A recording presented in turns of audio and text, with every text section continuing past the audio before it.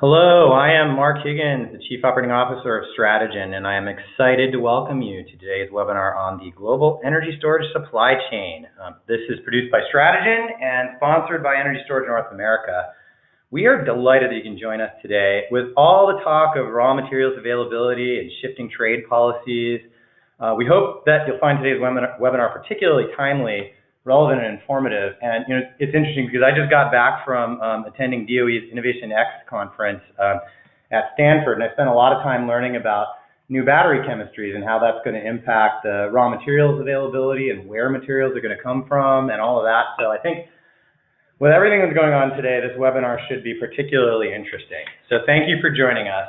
Before we get going, I am going to provide a few announcements and introductions and maybe handle some logistics. And then we're going to follow that with our fantastic set of panelists with Q&A at the end. So this is a little summary of the agenda today. All right, let's go to the next slide. So first, I want to make sure everybody knows how to use the webinar product that we have here today. We're using GoToWebinar. This is what we've been using for our whole webinar series so far. The webinar is being recorded. The recording and the slides will be made available after the webinar on our website, www.strategen.com/webinars. And then we might have the slides also available in the handout section of the GoToWebinar control panel. If we don't, you'll have it up here and we'll have it posted later. So for those of you who are not familiar with GoToWebinar, this screenshot up here shows you the control panel. And really the most important part of the control panel is the questions section. That's where you can type in any questions that you may have during the webinar.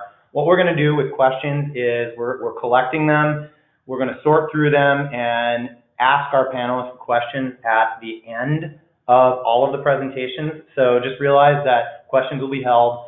We're not doing any audio participation from the audience, so that's your method to get your questions answered. All right, you can also choose between computer and phone-based audio and toggle in and out of full screen mode if you want. The other controls are really not being used. All right, let's go to the next slide.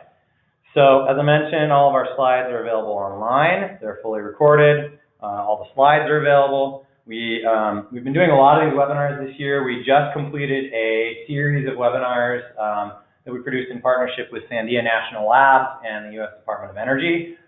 And then we've got another webinar coming up next month on the evaluation of energy storage for system peak needs. So that should be another really interesting one. Okay, and as I mentioned, I am your moderator today. I'm Strategen's Chief Operating Officer, and I've been involved in many aspects of the energy industry during my career. I've done power plant development, utility regulatory work, project finance, private equity investment,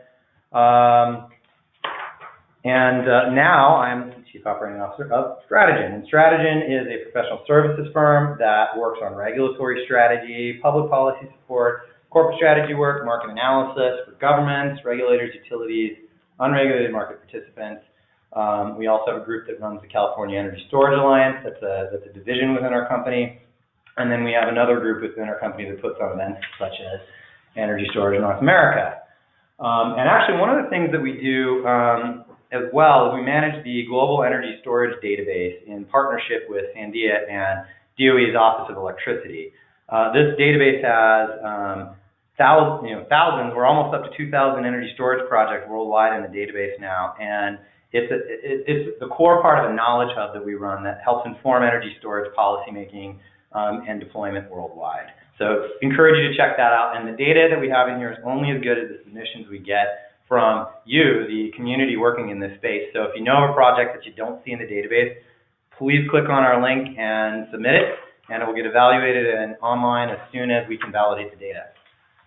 All right, and before we move on to the panel, I really want to encourage all of you to attend Energy Storage North America.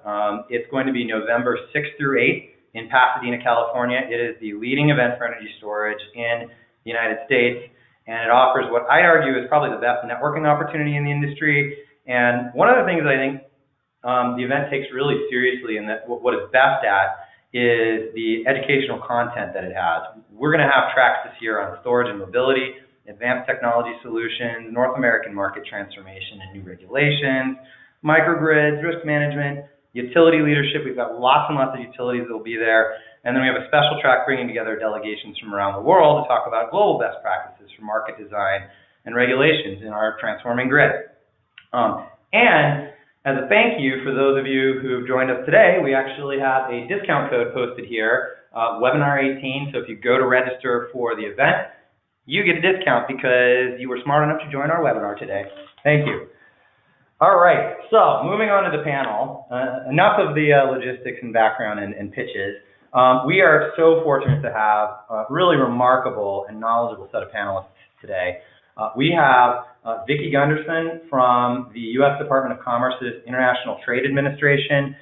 She is truly the person within the ITA that knows the most about what's happening with U.S. smart grid and energy storage. She's the lead author of the Smart Grid Top Market Report around the world, and she even is the designated federal officer of the Secretary of Commerce's Renewable Energy and Energy Efficiency Advisory Committee.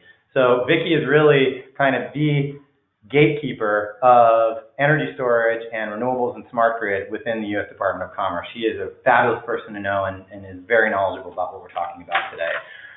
Next up, we're going to have Yayoi Sekine from Bloomberg New Energy Finance. She leads the Americas coverage for energy storage within Bloomberg New Energy Finance, based out of New York.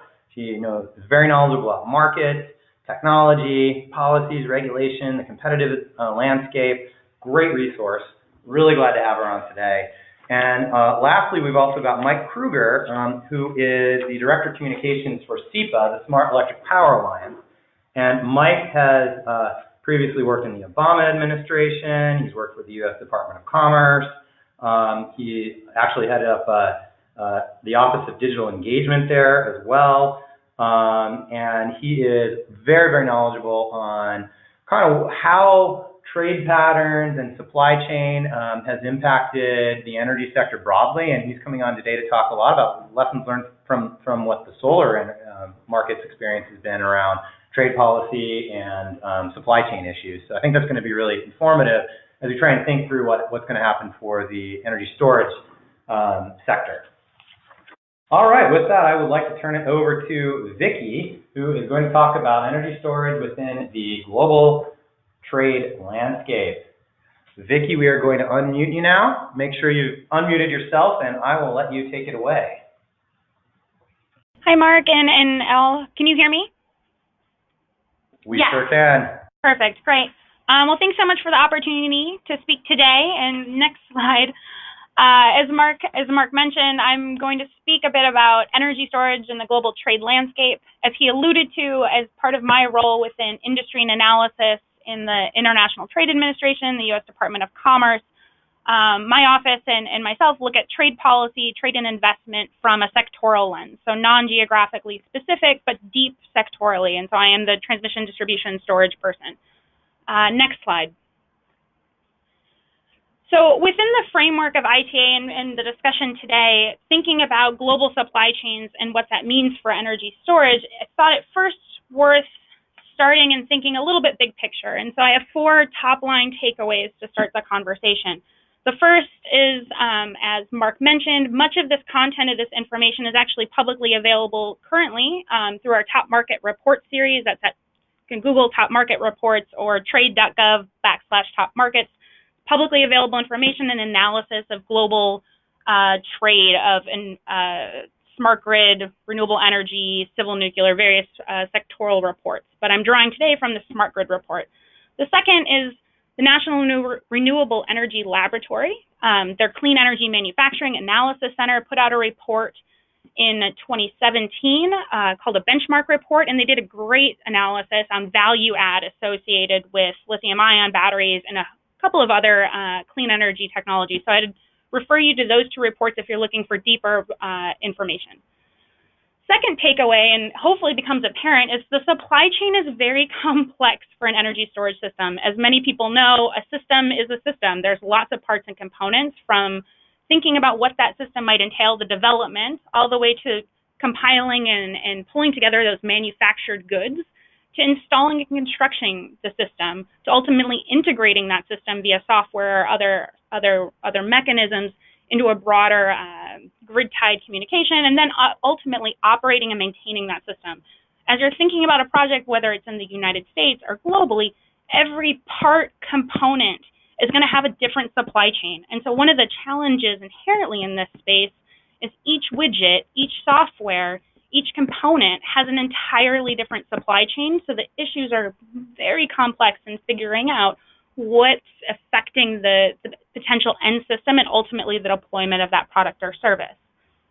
A third takeaway, just to note, is that not only do energy policy have an effect on the ultimate deployment of a product, but those trade and commercial policies will have effects. So when you start thinking about the origin of that product or service, a whole host of other issues come into play and have been playing out, I think, a little bit in the news these days.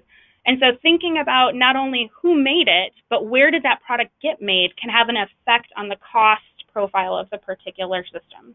And the fourth thing that I think will be no stranger to everyone on this call is that there's been a rise in global policies related to protecting and stimulating national champions. Whether it's a local content requirement, whether it's specific standards and conformity assessments, whether it's the localization of data, saying you can't take data out of the country, whether there are privacy regulations that go into place that don't allow and prohibit the free flow of information, or tariff policy specifically, foreign direct investment restrictions. All of these things are confronting the global supply chain, have effects on the potential, and are moving parts in any particular fashion. And so in as much as you're thinking about the global supply chain, all of these different policies levers, not only on the energy side, but also the trade and commercial side, come into play. So today, after this slide and over the next 8 slides, I'll be talking about really those parts and components that are highlighted. It would be very difficult to go into every single supply chain for each particular component into a system. So I'm going to talk about 2 buckets. First, transmission distribution equipment, which is just broadly transformers, switchgear. You can read on the slide, meters, various things that go into the electricity grid that will be part of, the power electronics associated with an energy storage system. And then the second part, I'll talk about batteries, and specifically the suite of batteries. The thing to note here, and if you're not deep in trade codes, this is the Bible. What you label something, what you call something, is how it gets tariffed, how it gets taxed, how it gets counted within the system. And so one of the challenges in this sector is oftentimes the trade codes are not specific enough. In the battery space, and I'll talk about this a bit later, all of those battery codes are for every end use. And so ultimately, carving out the specific end use associated with grid-tied storage is not feasible within the trade codes at this current time. And so inherently, we're limited by the data that we have access to. For software services, multi-end use communications platforms, there are no trade codes that differentiate between energy and another application. So ultimately, it's very hard to track the flow when you care about the product or origin of that particular, the place of origin of that particular product. So we're inherently limited by the data. Next slide. So speaking about data, get a little bit into what does the global landscape look like, and you can treat transmission and distribution equipment similar to a lot of electrical equipment trade flows. So globally, there's been a rise in trade and transmission distribution equipment. Last year, according to the International Energy Agency, about $300 billion were invested in T&D networks globally. That includes storage. We can account for at least $35 billion of that $300 billion is invested with traded goods.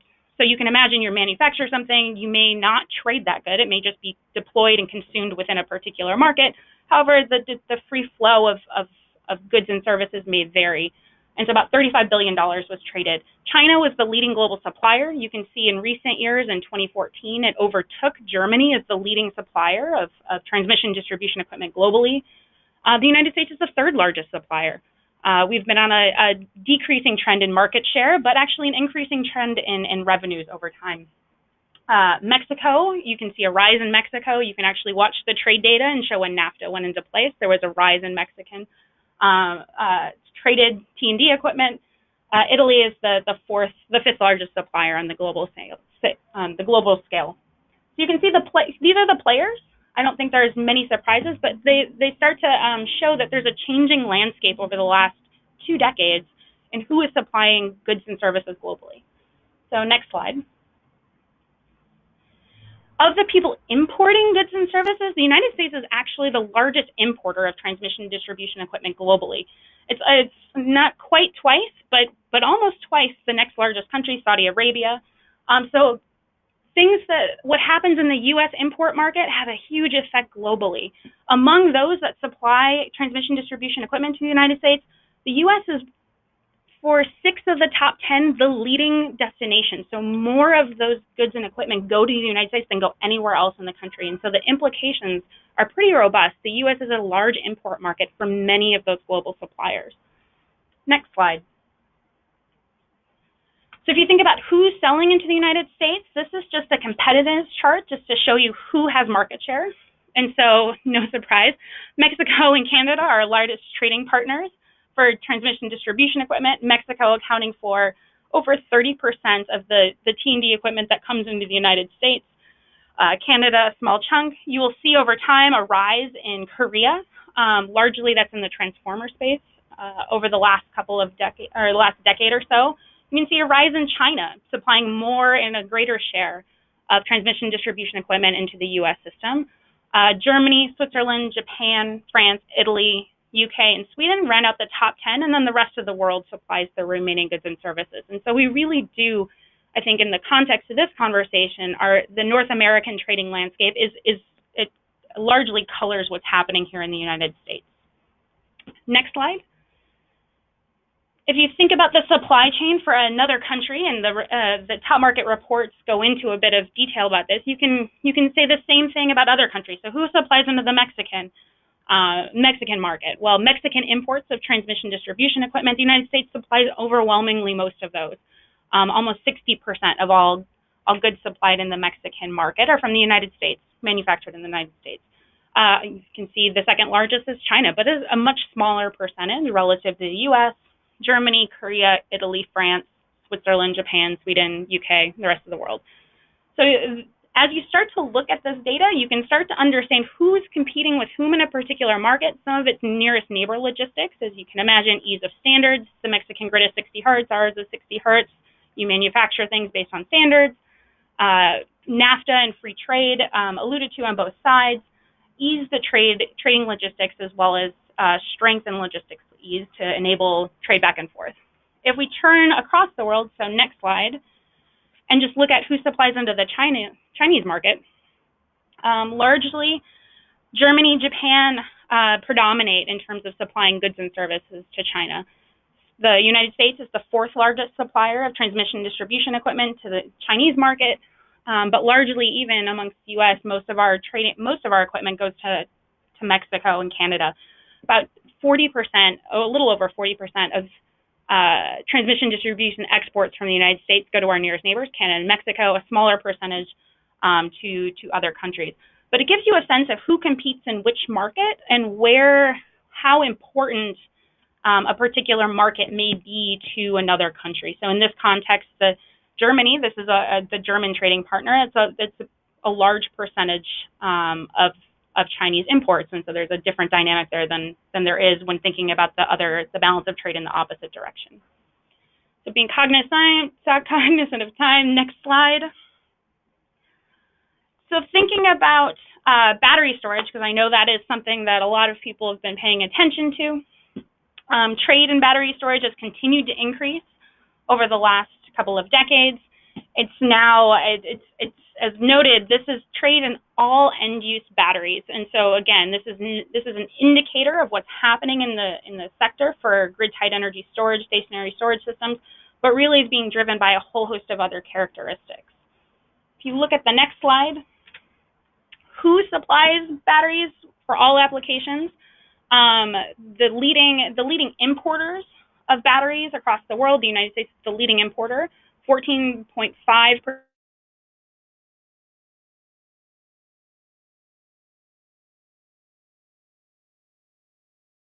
Followed by Germany, Hong Kong, France, Japan, UK, etc.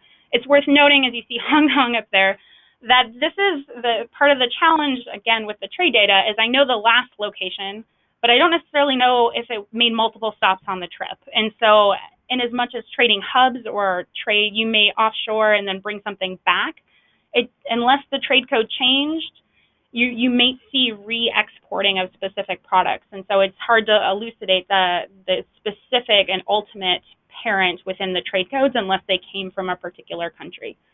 In terms of who's supplying those batteries, on the top right chart, China is the leading exporter of all batteries, followed by Korea, Japan, then the United States. So really the Northeast Asian countries are dominating global trade. Specifically, if we're thinking about lithium ion, the hot topic, and we can talk about cost curves and various things later, the leading importers and the leading exporter, so who's importing the most and who's exporting the most is China on both sides of the coin, which is a fascinating discussion. On the import side, the United States, then Hong Kong, Germany, Japan. On the exporter side, again, you're seeing the same type of dynamic play out that you saw across all batteries, China, Korea, Japan leading the export market. The following slide, so next slide 10, and my last slide for now, is a little bit about the trade dynamic, that balance of trade back and forth. So the data, and this is again, as I noted, most of this information from the Department of Commerce analysis. This is from colleagues at NREL's Clean Energy Manufacturing Analysis Center. The Department of Commerce has advised on this report and sits on their advisory committee. Really great group of research, in depth on value add, so I'd highly recommend it. They've done some analysis on trade flows, and so you can start to see who's supplying to whom. As you can note, it's really difficult to figure out the best way to show this data. There's interactive tools, I believe, on their website, so you can play around with it. But again, much of the market size and who's really driving trade in lithium-ion batteries, and this is, again, for all applications, EVs, stationary storage, et cetera, the Chinese market is being the largest player, the U.S. being another predominant player, as well as Korea, Japan, and Germany. So no surprises there. I would just close with saying that both iterations, the top market report that I discussed, as well as the CMAQ team, are coming out with new reports based on new data, so do stay tuned. Hopefully you'll see both of those by the end of the year, and happy to look forward to taking questions. So thank you. Thank you so much, Vicki. That was a really interesting background. I think it sets the stage nicely for Yayoi's presentation next, which is going to be on a little deeper on supply chain trends and its impact on pricing for energy storage. So with that, I will turn it over to Yayoi.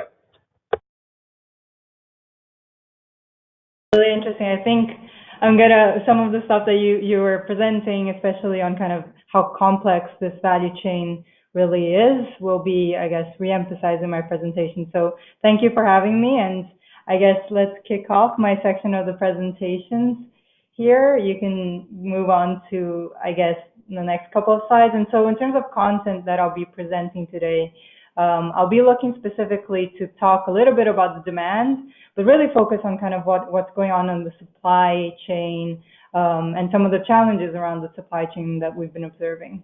And so just 2 quick slides. We're a big group that's covering the market across the globe. We look at the battery supply chain from both the upstream and downstream from a firm's perspective. We do spend a lot of time trying to track data and have the data kind of to understand what are the pricing and the pricing effects of different materials that go into batteries, all through to kind of what is the demand for these batteries. So let's move on to the next slide.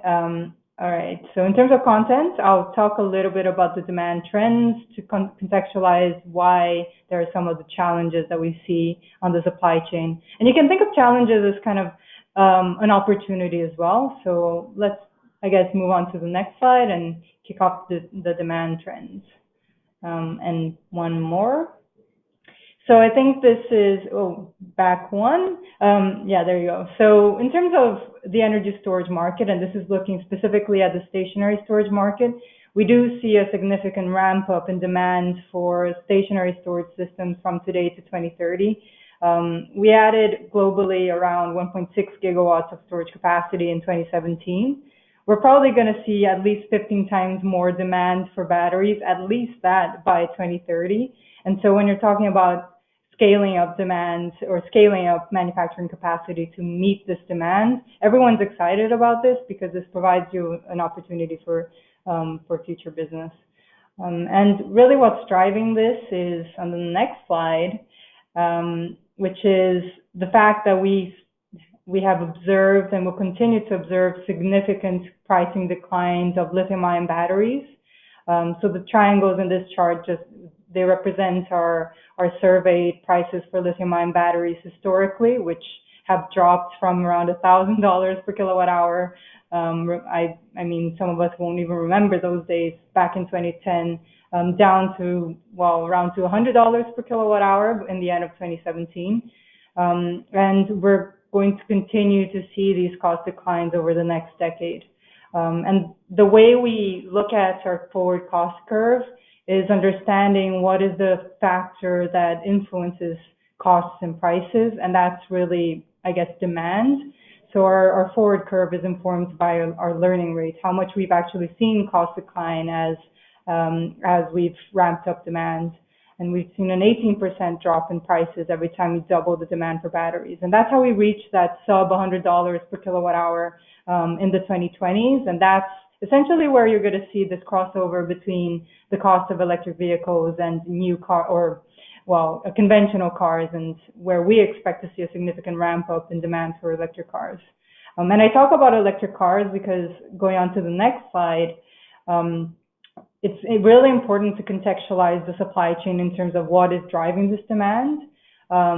If you look at the green line, which you can barely see in this chart, that's actually stationary storage. That's our demand forecast that we saw on the first slide.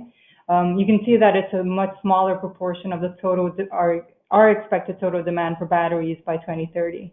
And this has really important implications on the supply chain side of the equation, which I'll go on to next.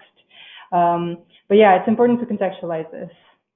So let's talk about some of the challenges, because I think this is why everyone's dialed in. So I'm going to frame it into 3 different challenges. Number 1, as Vicky was saying, the supply chain is multi-layered and complex. It goes down to, or go upwards all the way down to kind of the raw materials, to the components, to cells, to packs and racks, and to the end products.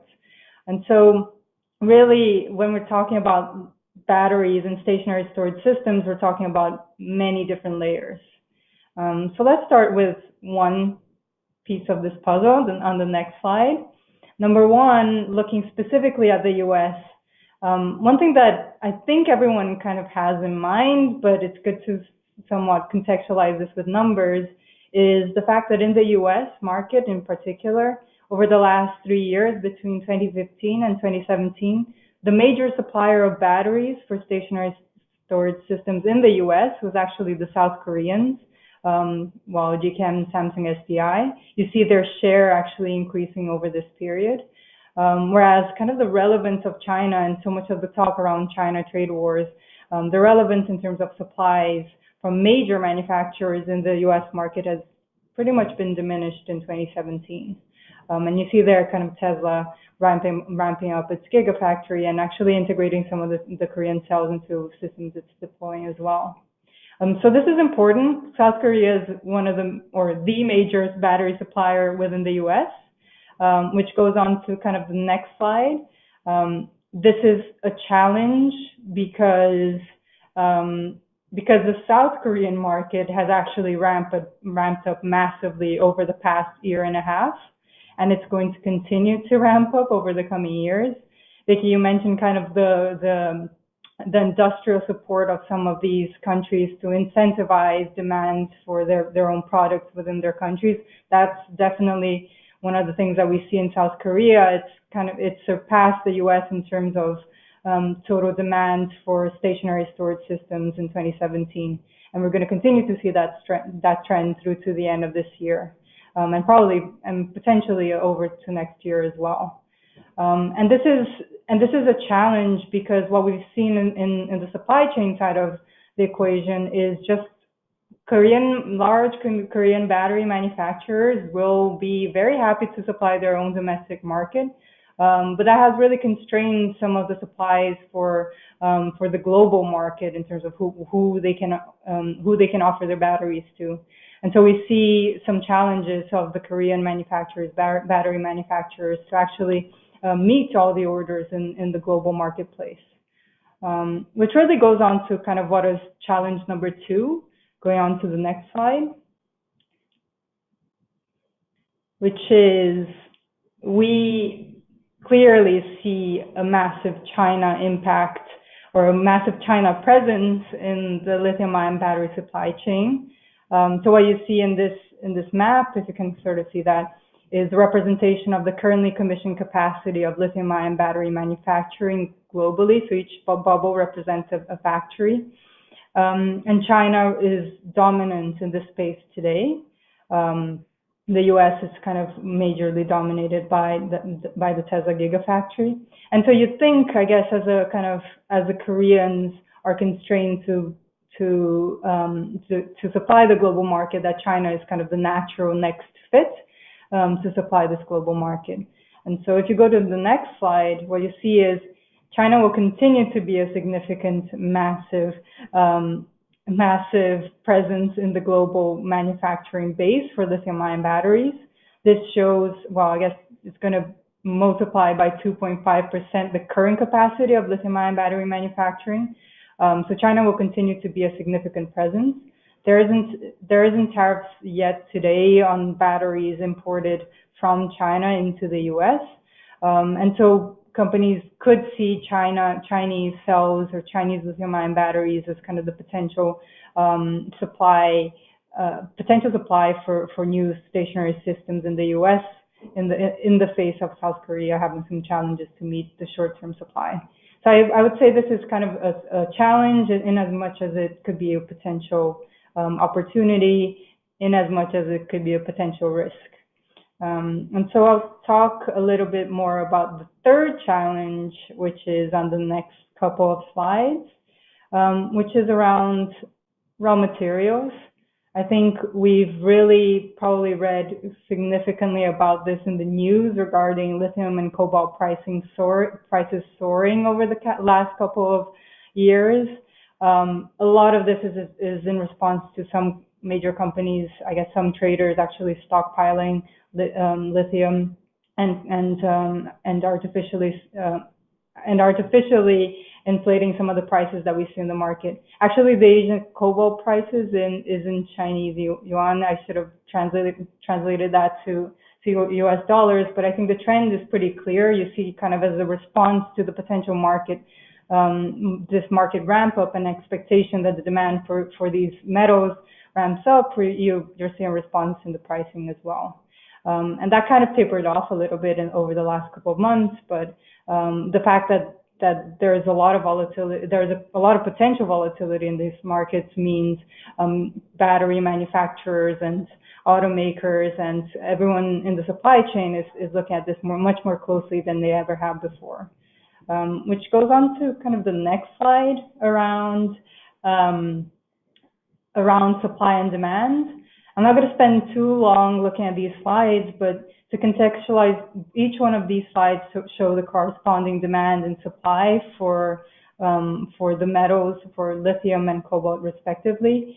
And so the bars shaded show, I guess, the markets that Bloomberg NEF tracks in terms of demand for lithium and cobalt. And essentially what you see is in the lithium side, we do have enough capacity in terms of mines that are operational and actually producing lithium to meet the current demand, and we expect that to be the case probably through to 2025. And the way we track this is essentially looking at different mines, different miners, and expectation over how much mining capacity will be ramped up in this period, and as well as kind of accounting for different factors on the potential delays and potential and the actual resources in each one of these mines. The cobalt picture to the right is a little bit more complicated. This is, I guess, accounting for what is publicly announced to come online in terms of mining expansions over this period. So it's not to necessarily say that there's not going to be enough cobalt to meet the demand by 2023, but it is to say that we currently don't have visibility on the supply side to say that there is going to be enough supply, and we expect that the market will respond in response to this, which really goes on to the next slide.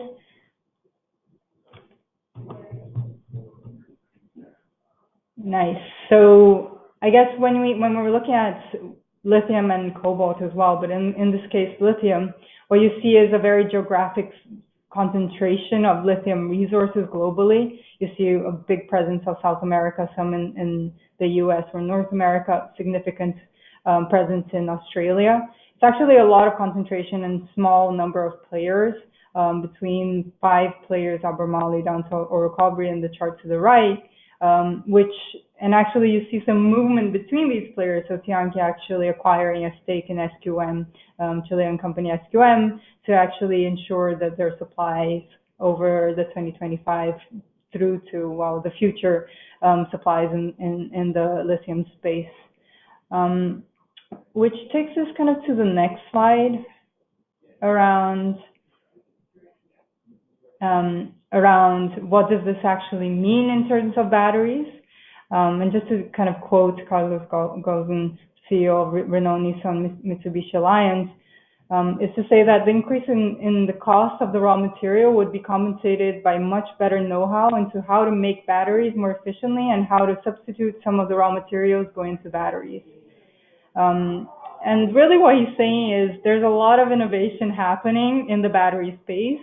It's not a static space.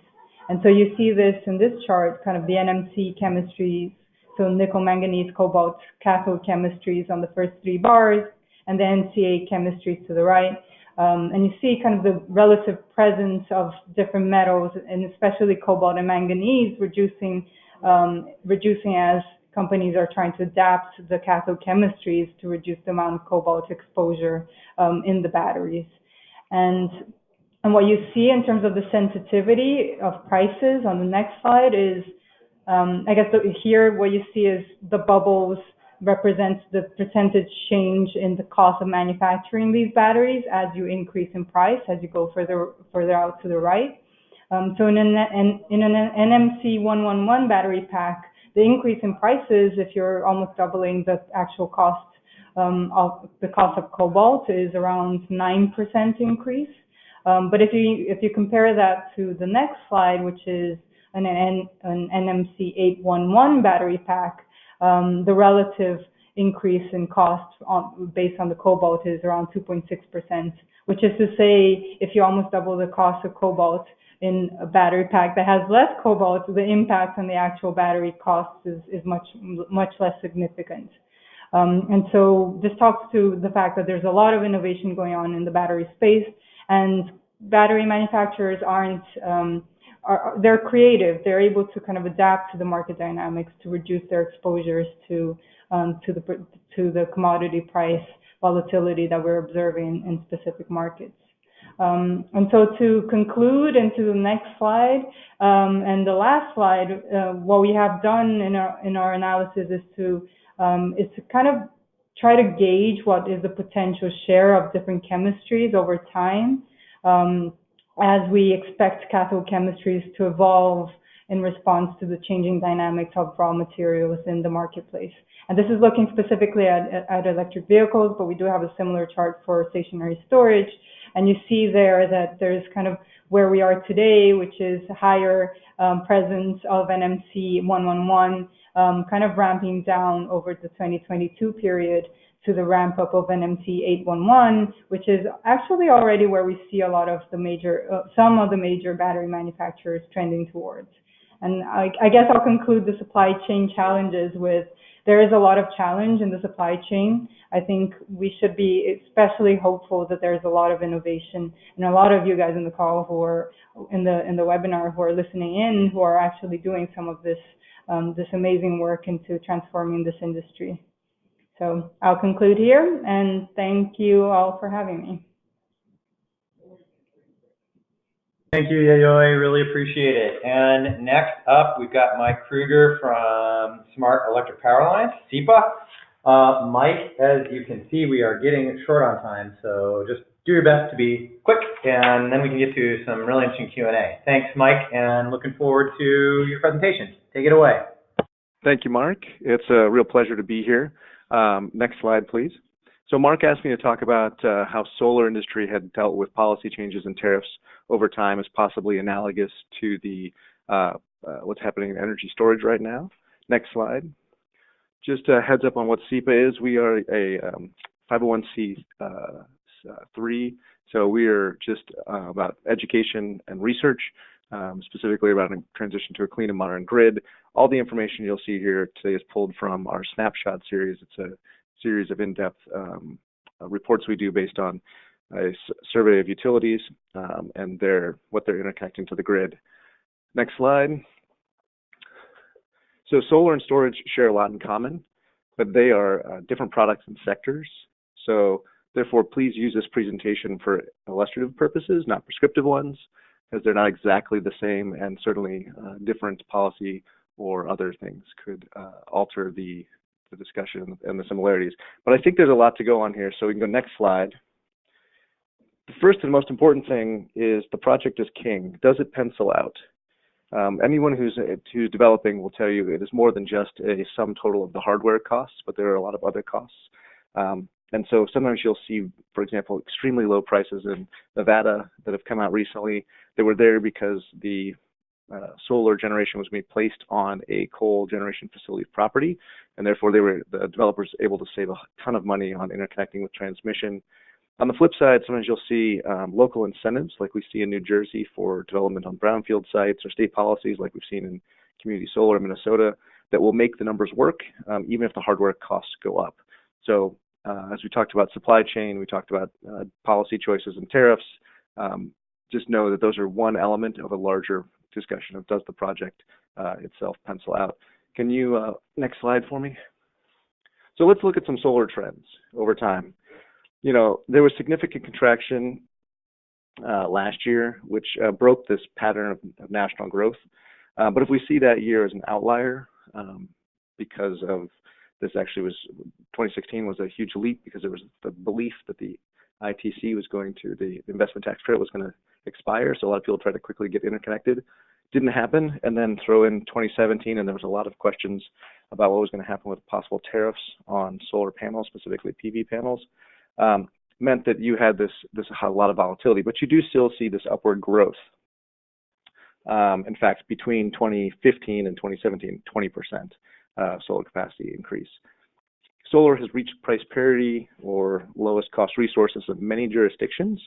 So, in fact, recent RFPs across the country will show that. And we just had a notice, I think, yesterday of a NIPSCO, a utility in Indiana, which said over the next 10 years that solar plus a little bit of storage and a little bit of wind and a few megawatts of purchase from MISO will be much more economical than running their gas and coal fleet. So they're going to retire those quickly. So we're seeing that across the country, not just in places we traditionally think of as having a ton of solar resources like the Southwest.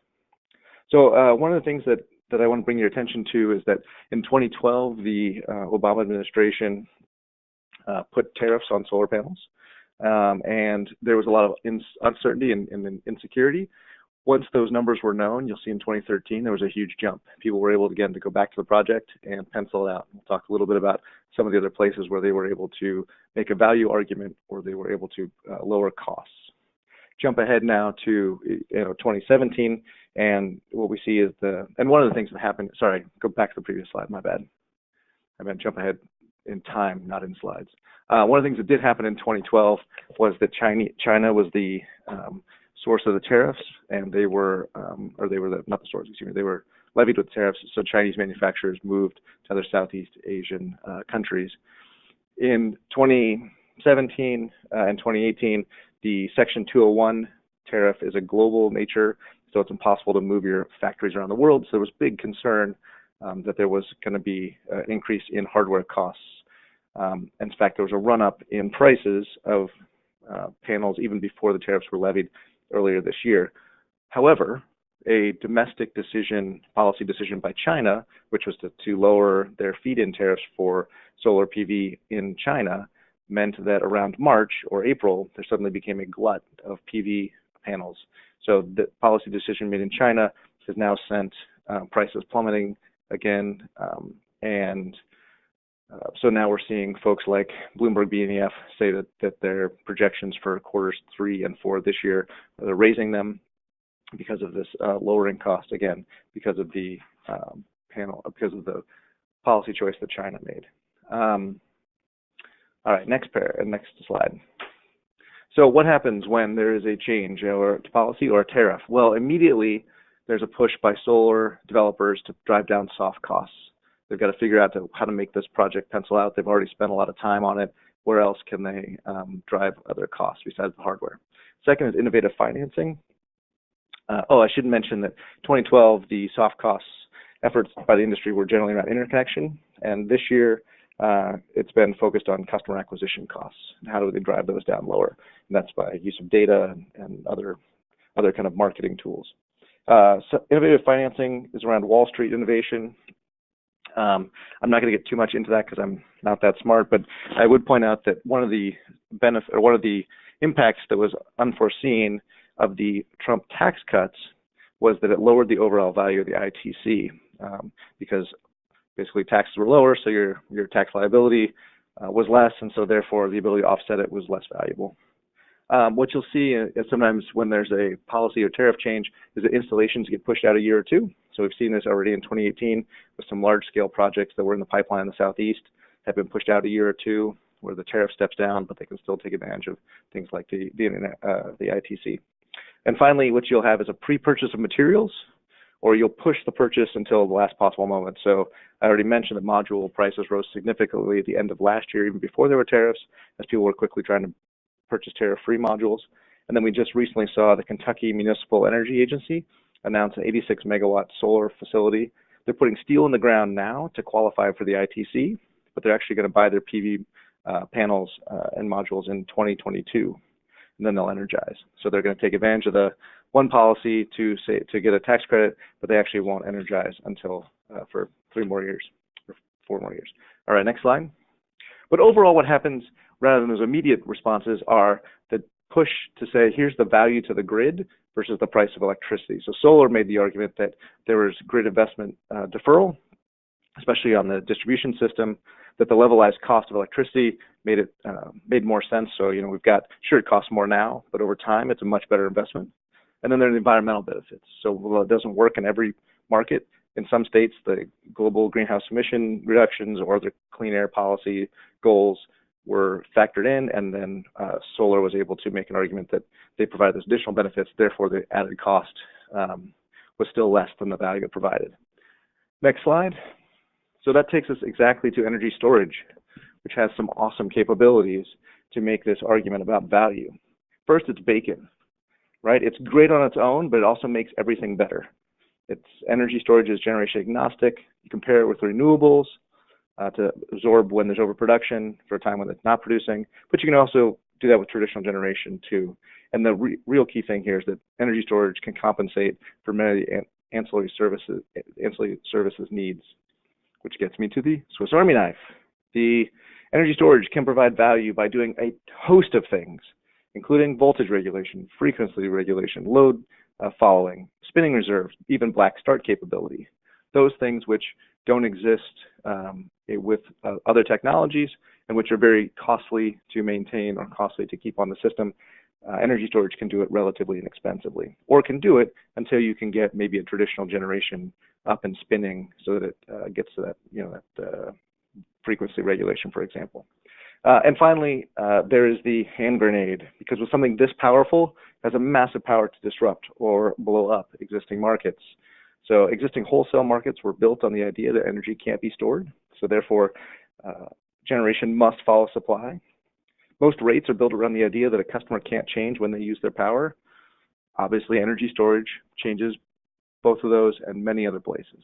So there's the ability here to really fundamentally change the system. I would note, do not discount the incumbents who are working hard to ensure that their position stays their position. So we have seen, for example, small technical changes in PJM that completely wiped out the economics for a battery deployment overnight.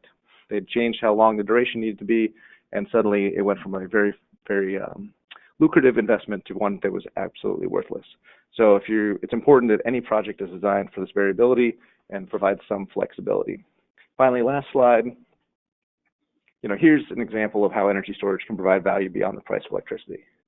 You got resilience and grid services, and then all those underneath them can be deployed, a single deployment can offer both these value or all these value propositions.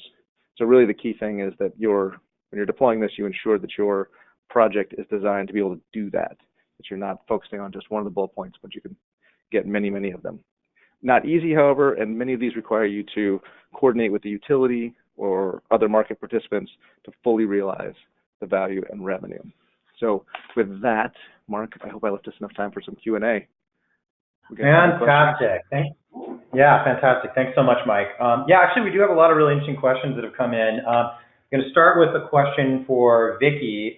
We had an audience member ask if you could provide similar import-export data for Canada. They were just curious about Canada's major trading partners within the T&D space. Sure, Mark. Good question. So Canada is a story about Mexico and the U.S. largely in terms of trading partners. About 50% of Canadian transmission distribution imports, so what they're receiving, are coming from the United States, so over half. And about 90% of what the Canadians make, they actually sell to the United States. Mexico is then the second largest supplier into the Canadian market, and then Mexico is also the second largest receiver from the Canadian market. And so really the tail across most of the world actually is nearest neighbors tend to dominate trading relationships, except in places globally, Middle East, Sub-Saharan Africa, there's still more global suppliers that tend to dominate. Okay, thank you. Question on future deployments and the supply constraints. Can our panelists speak a little bit to the dynamic between the different sectors that are the actual demand, that are causing the demand for lithium-ion batteries, and how they'll be impacted? How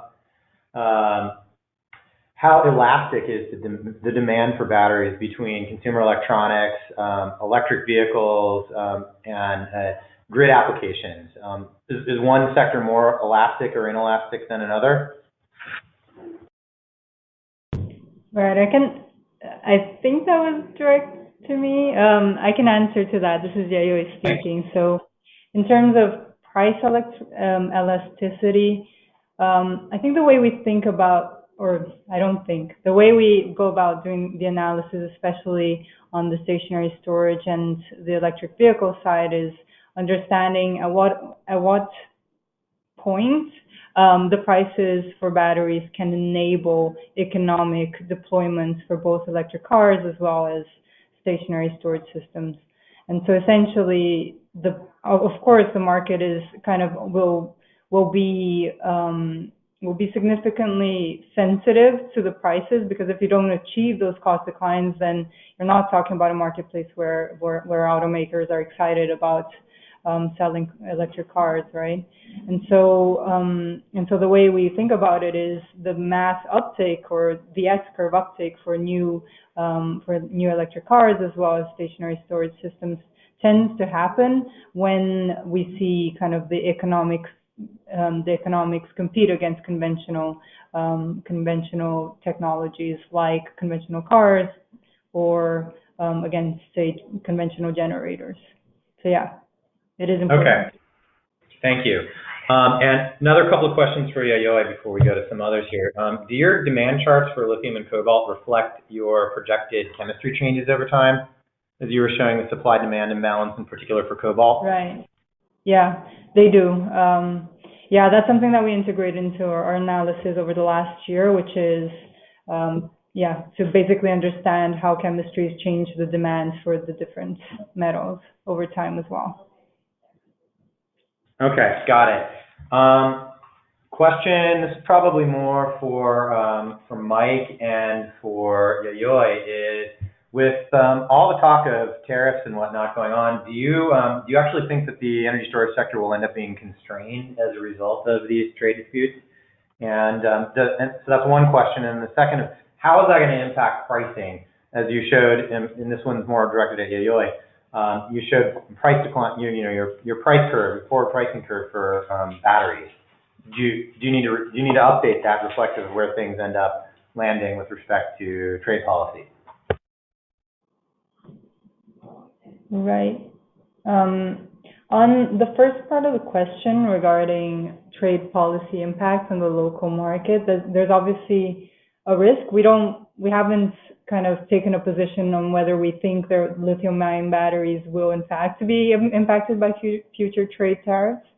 So I think the way to think about it is it's a risk, but we don't know for a fact that it will be or it won't be. So I think that's number one. And then number two, regarding the pricing impacts on batteries, our forward curve it basically takes into consideration the learning rate, so the observed drop in prices as a result of ramp up in demand. And in terms of that, we didn't adjust our demands or local U.S. demands based on the potential impact of tariffs. No, that's probably something that we could eventually consider, but I think the direction or the trajectory that we see in terms of pricing is probably overall not going to be impacted over the long run. We might see kind of some kinks in and delays over the pricing in the short term if that happens. Okay, thank you.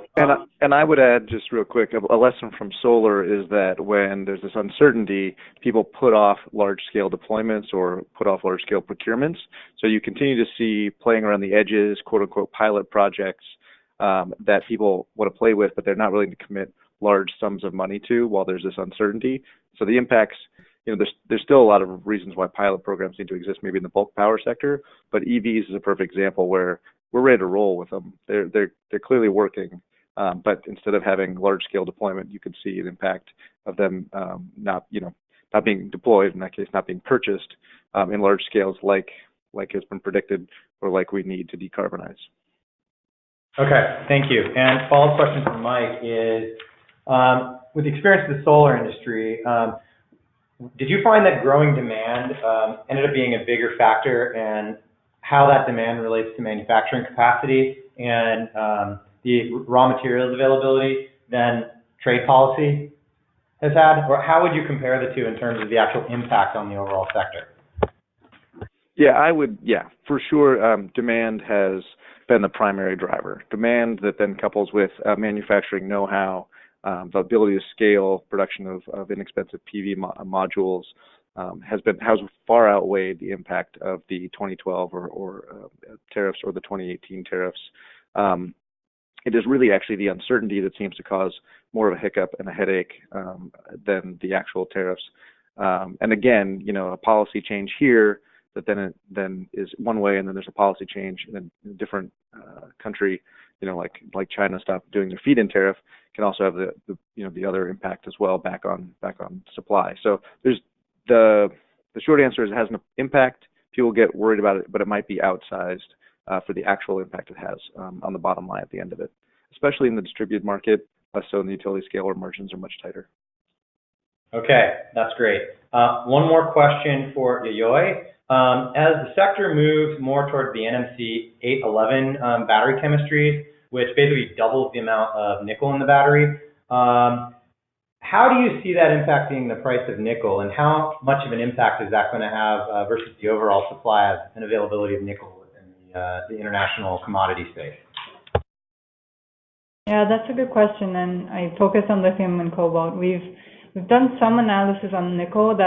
I guess we're going to probably be doing more, but in terms of the share of the total nickel market, it's a much smaller sliver of the total current and total futures market. I think where we see some of the challenges in the nickel front is actually not in the supply front, but actually refining capacity front. So transforming the mined nickel into usable products for the batteries. That's actually where there could be some supply constraints and impacts on prices. So we are looking at that. We're probably going to do more work on that in the coming months. Great, thank you. Last question for the audience. This is the curveball that I want all of you to try and tackle. All right, with all that we know about raw material supply, manufacturing capacity, demand, and trade policy, can we get to $50 per kilowatt hour for cost of battery storage by 2025? I'm going to start with Vicky. I I have faith in the U.S. innovation engine that they can do anything that the market is stimulating them to do. So sure, I'll be proactive and hope that we can get there based upon the really great work that probably many people on this call are adventuring. Yay! All right, thanks, Vicki. All right, let's take Yayoi's answer.